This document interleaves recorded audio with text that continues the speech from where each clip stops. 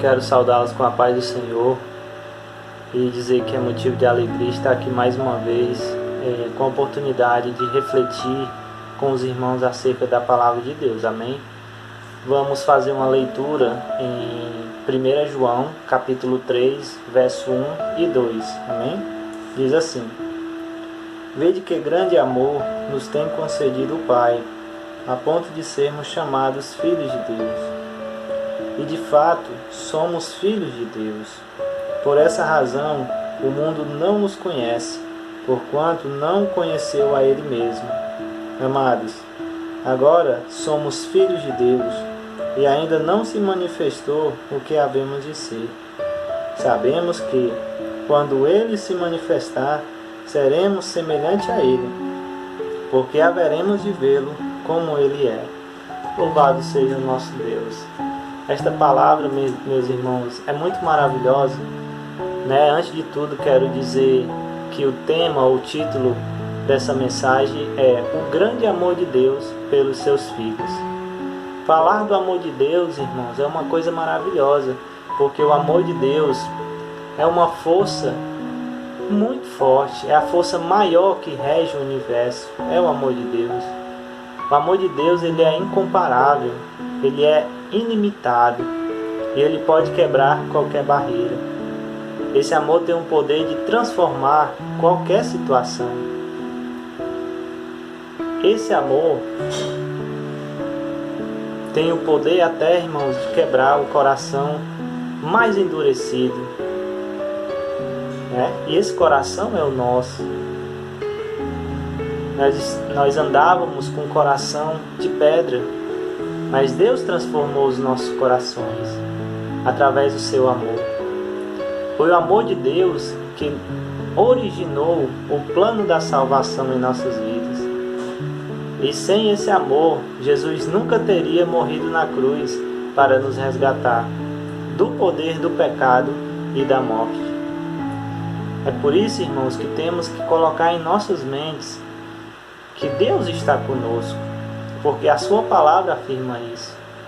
O fato dele enviar o seu Filho para morrer por cada um de nós já é, irmãos, algo a se considerar em nossas vidas.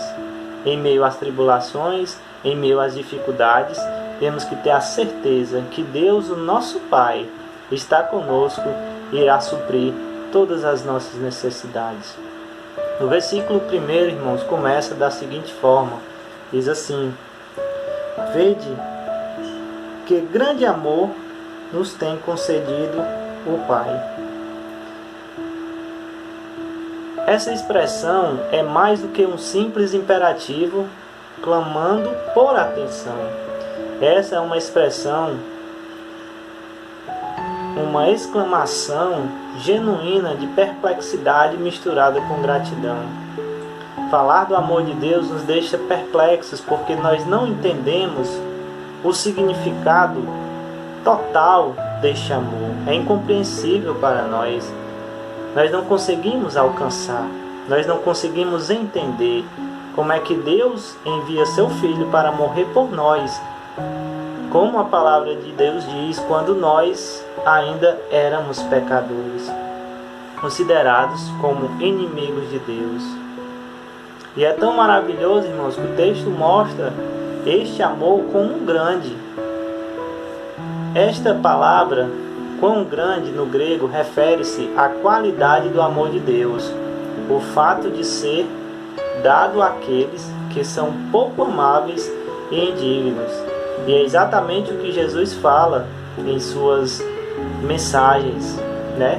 Ele diz que veio para os doentes e não para os sãos. Ele diz que veio para os pequeninos para confundir os grandes, para aqueles que não eram amados, né? Para os pecadores. O amor de Deus em Cristo Jesus é estranho a este mundo. O mundo não compreende porque não foi revelado a eles. Foi revelado a nós e nós compreendemos. Que extraordinário, irmãos. O amor de Deus é extraordinário. O prodígio desse amor é demais é mais, do que uma manifestação da graça de Deus. O prodígio de Deus é que ele foi dado ao homem. Né, irmãos? É tão interessante quando nós observamos a nossa situação como homem, como pecador, como inimigos de Deus, e nós vemos esse Deus se manifestar, procurar o homem que não tinha nenhuma capacidade de alcançá-lo, de conseguir acesso a esse Deus, e ele, com o seu amor infinito e maravilhoso, alcança este homem através de Cristo Jesus, através de todo o seu sacrifício, através da sua vida e da sua morte, em resgate das nossas vidas. Amém, irmãos?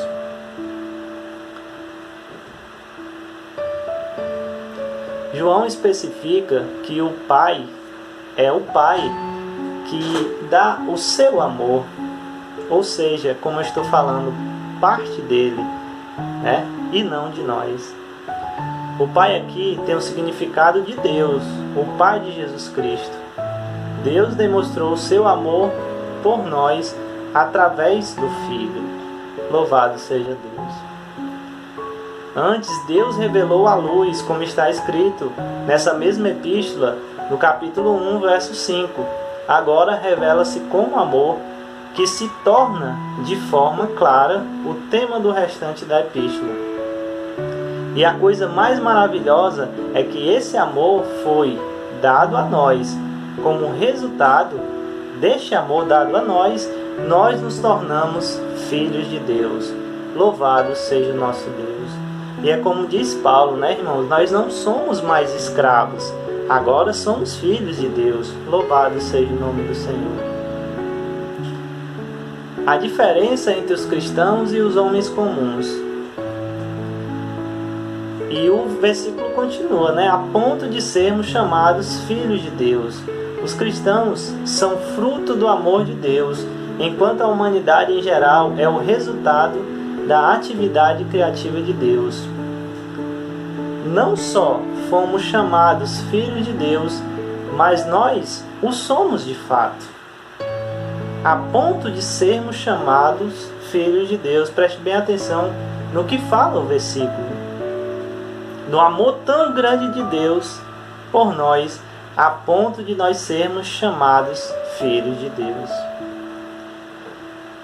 Essa expressão, irmãos, ela é muito maravilhosa para nós, porque o apóstolo João está nos qualificando como filhos de Deus. E como filhos de Deus temos direitos, né? Como Paulo diz, somos co-herdeiros com Cristo Jesus, o nosso Senhor, e herdaremos todas as bênçãos do resultado da obra de Cristo. Louvado seja o nome do Senhor. Paulo empregou o termo filhos em um sentido legal, usando a analogia da adoção em vez de geração. Quem quiser conferir, irmãos, está lá em Efésios, capítulo 1, verso 5, e Romanos, capítulo 8, verso 23. Certo? Não vamos ler para não perder tempo. Para João, somos filhos de Deus pelo novo nascimento. E esse é um relacionamento que se mostra mais íntimo, né? Um relacionamento que se mostra mais próximo. E é por essa razão que o mundo não nos conhece. Por essa razão, ou como resultado disso, continua o texto dizendo que o mundo não nos conhece por esta razão. Os crentes nos chamam de filhos de Deus. Nós nos chamamos assim, nos consideramos assim, mas o mundo de forma alguma nos conhece como tais. E a razão pela qual somos chamados filhos de Deus é exatamente por causa do seu amor que nos foi entregue através da vida do seu Filho, nosso Senhor Jesus Cristo. É exatamente pelo amor que Deus dá a nós, através de Jesus Cristo, que nós somos considerados filhos de Deus. Entende, irmãos? Lembre-se que você tem um Pai que está no céu, que cuida de você, que te dá o necessário para sobreviver. Eu sei, irmãos, que o momento é dificultoso, que nós temos passado por lutas. Tem muitos irmãos que pedem orações porque estão sem forças espirituais. Mas uma coisa eu digo, meus irmãos, não tenho muito tempo para falar, mas quero dizer isso aos meus irmãos que se sentem fracos. Levantem a sua cabeça. Vocês têm um Pai que olha para vocês todos os dias, que supre o necessário para vocês todos os dias, que está com a sua mão potente em cima das suas cabeças todos os dias, lhes protegendo, lhes dando o necessário para sobreviver. Fortaleça a sua fé, leia a palavra do Senhor, fale com o Senhor, que Ele ouvirá a sua voz. Continuando, irmãos, portanto, não conheceu, o restante do versículo fala, porque não conhece a Ele, isto é, nem a Cristo como Filho de Deus e nem o amor de Deus manifesto em Cristo. O mundo não consegue identificar os cristãos como tais. Os irmãos quiserem depois também podem fazer uma leitura em 1 Coríntios 1, capítulo 1, verso 18. Isso, irmãos, se você quiser entender melhor que o mundo não reconhece este amor em nós, que nós somos considerados como filhos de Deus, isso foi demonstrado na vida do nosso Senhor Jesus Cristo, tanto na vida quanto na morte de Jesus Cristo, que foi tratado como um homem a ser destruído, né? Os homens caçoavam dele, batiam nele, até o ponto de tirarem a sua vida, sem saber que isso era um projeto de Deus. Em parte, isso ocorreu porque porque a divindade de Jesus era encoberta a eles. E a filiação dos cristãos também é obscurecida pela sua humanidade. E o versículo 2, irmãos, reafirma essa filiação de Deus. Diz assim: amados, agora somos filhos de Deus. Essa repetição, além do elemento tempo agora, estabelece um contraste entre o presente e o futuro dos filhos de Deus.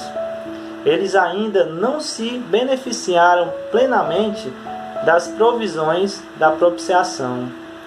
Os filhos devem crescer e se desenvolver, e não obstante o futuro incerto se estende diante deles, e ainda não é manifesto o que havemos de ser. Os contrastes apontam para uma diferença qualitativa, bem como quantitativa, entre o agora e o futuro. A diferença, irmão, será evidente quando Ele aparecer, quando Cristo vier. E é exatamente isto que nós estamos aguardando, a volta do nosso Senhor e Salvador Jesus Cristo.